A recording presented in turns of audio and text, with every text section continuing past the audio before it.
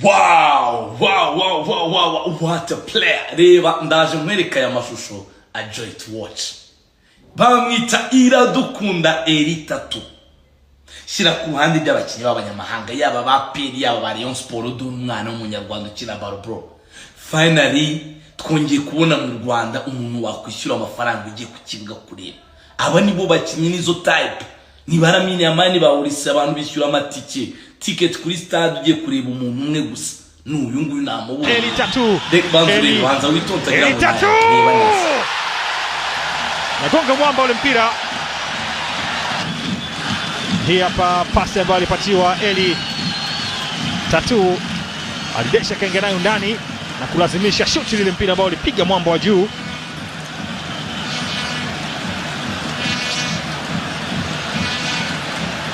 Ilikuwa ngumu sana kwa kipa Brandon Obiero kwa moja. Bado yuko katika eneo la kucheza.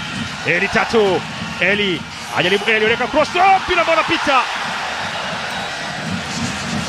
Wachezaji wa Rayon mpira ambao ulijazwa tena na Eli. Iliguswa na mchezaji wao. Tafuta njia kuondoka. Amefanyiwa foul. Anaonyeshwa kadi ya njano mlinzi wa kushoto wa kikosi cha Tusker.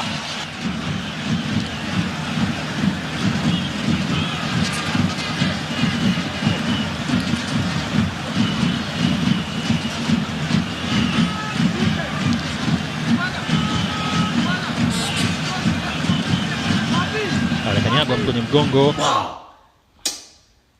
Umva reka sinzi ngo ba Mamadou Traoré ngo ba Mani Michel sinzi ngo ba Tisokojo umukinnyi navuga wa Amerika tumaze kugurwa mu Eritatu. Iyi ngi ni Instagram yiwe ndagira ngo tumufollowing. Wana afite abantu 10,000 n'abenganda ndagira ngo bizamuke byuza bibe 20-50. Tumukurikire nawe tumubwire tuti courage rwose. Komeza utanga ibyo byishimo umurera ajya gura ati avuga ati ngiye kureba murera yanjye ngiye kureba Eritatu wanjye. Mama mbega umukinnyi mvira ku mwana wa Eritatu maestro.